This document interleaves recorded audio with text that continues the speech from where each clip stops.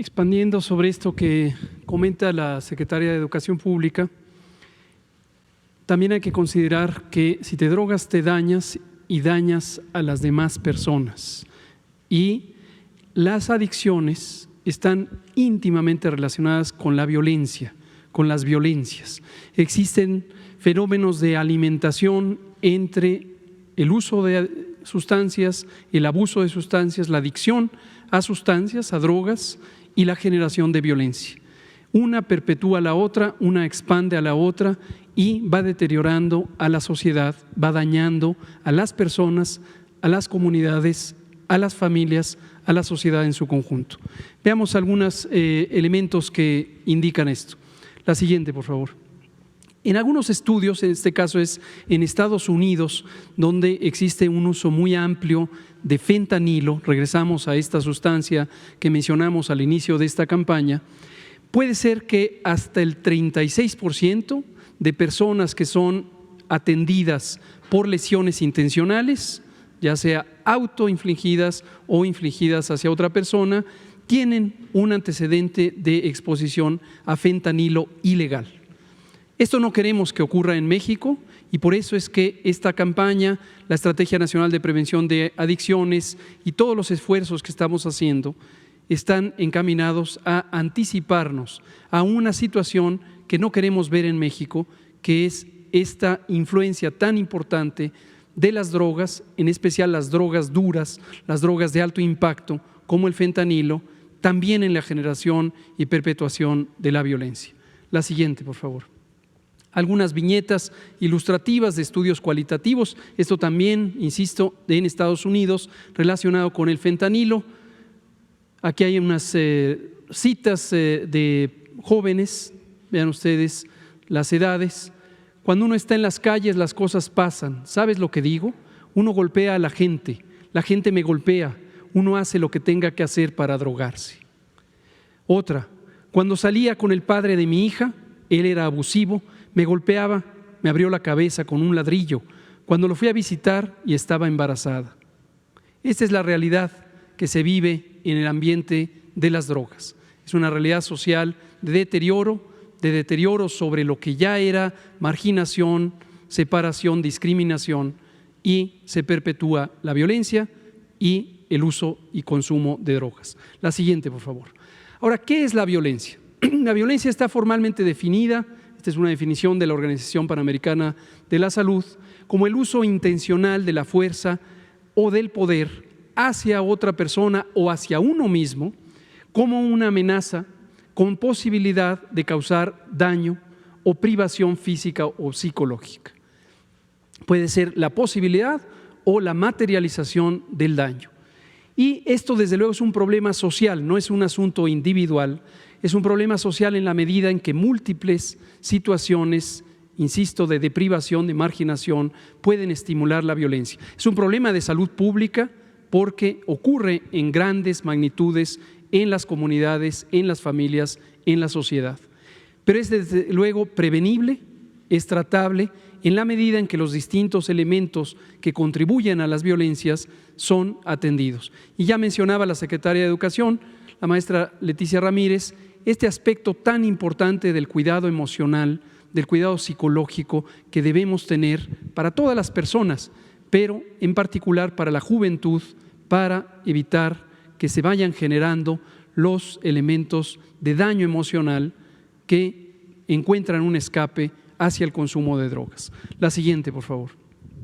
Cuando hablamos de violencias hay que tener presente que son múltiples los tipos de violencias y cada uno de los tipos de violencia tiene situaciones que la generan y que la mantienen o que la estimulan. Tenemos algunos de los tipos de violencia comunes en las sociedades, la violencia infantil, que es una violencia perpetrada hacia las infancias, niñas, niños, adolescentes por parte de personas adultas, la violencia intrafamiliar, en donde los distintos mecanismos de relación en familias con distintos tipos de estructura, unos a otros, pueden ejercer violencia. La violencia filoparental, y de esta voy a hablar un poquito, tiene que ver con una violencia inversa, se podría decir en términos generacionales.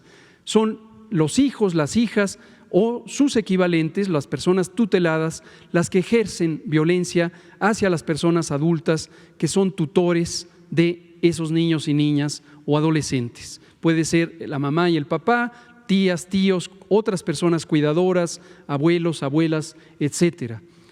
En el uso de drogas, en el abuso de drogas y en especial de las drogas de alto impacto, también se estimula de manera muy clara esta violencia reversa que tiene que ver con la ansiedad que causa la deprivación de las sustancias, de las drogas. Lo mencionaré ahora. Por supuesto, en la violencia de pareja también mencionaré algunos datos. Es importantísimo el papel que juegan las drogas. No es el único factor, pero es un factor muy importante. La violencia de género, en donde las personas tienen una mayor o menor o distintos tipos de violencia que tiene que ver con su condición de género. Es decir, un género ataca al otro y esto desde luego ha sido mucho más prevalente en adversidad para las mujeres. La violencia vicaria es importante y recientemente fue caracterizada jurídicamente en México, reconocida como un problema importante. La violencia en donde se usa a las personas menores de edad, niños, niñas, para ejercer violencia hacia otra persona adulta, a través de la infancia. Desde luego, por su naturaleza puede ser violencia física, en donde hay un daño directo corporal, violencia psicológica, que muchas veces tarda en ser identificada porque no deja huellas inmediatas hasta que ha hecho estragos muy grandes, violencia sexual, que obviamente se relaciona con otros delitos de muy alto impacto, violencia económica, en donde se depriva a las personas de la manutención o de recursos económicos o materiales para causar un daño, una afección o una privación. Y desde luego la violencia social, en donde de manera más generalizada en las comunidades pueden existir riñas, pueden existir el famoso bullying y ese tipo de reacciones en donde colectivamente hay violencia hacia elementos seleccionados de la comunidad. La violencia puede ser autoinfligida y las drogas también estimulan esto. Lo mismo, no es la única causa, pero niñas, niños, jóvenes pueden lesionarse a sí mismos. Desde luego la droga misma, el consumo de las sustancias causa daño, pero además pueden, por ejemplo, cortar su cuerpo, pueden hacerse quemaduras con cigarrillos como una manifestación de violencia hacia la propia persona. Y se acompaña invariablemente de daños psicológicos previos que tienen que ver con violencia ejercida por otras personas desde afuera, mayormente las personas adultas. Violencia interpersonal, cuando hay una relación tóxica entre dos sujetos, no necesariamente una pareja, o la violencia colectiva que ya mencionábamos. La siguiente, por favor. Ahora vean el caso de la pareja. En algunos estudios se muestra que entre miembros de una pareja, sean hombres, sean mujeres, en cualquier combinación, es hasta casi 3 veces más probable que exista violencia de cualquier tipo cuando al menos una de ellas consume drogas. O casi 7 veces más probable que se sufra violencia cuando ambas personas consumen drogas. Y lo que podemos ver es que hay un contexto previo de daño psicológico y social, de marginación y violencia, que el consumo de las sustancias aumenta, amplifica y aumenta el riesgo de violencia. Y a su vez, el riesgo de violencia ya materializada conduce nuevamente a perpetuar y amplificar el uso de sustancias adictivas. La siguiente, por favor. Ahora, lo que ya mencionaba de la violencia filoparental, niñas y niños ejerciendo violencia o adolescentes ejerciendo violencia hacia las personas que les procuran o que les cuidan.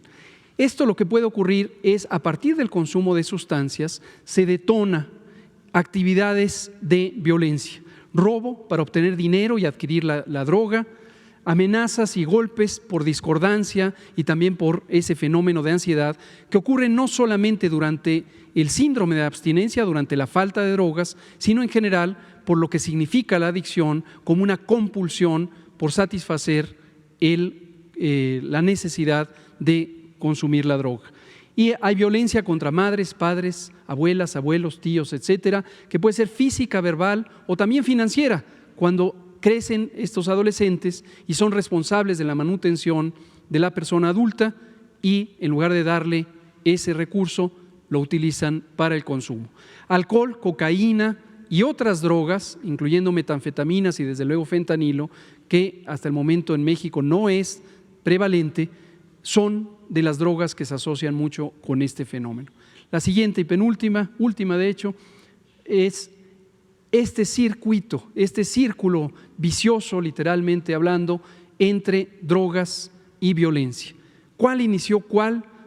No importa, y es muchas veces difícil de separar, porque en un contexto de violencia social, familiar, comunitaria, de pareja, de género, hay una estimulación al consumo de drogas, porque entre otras la persona que termina siendo adicta a una sustancia lo que hace es búsqueda de un escape, de un daño emocional profundo que tiene por haber nacido, crecido en un ambiente de violencia.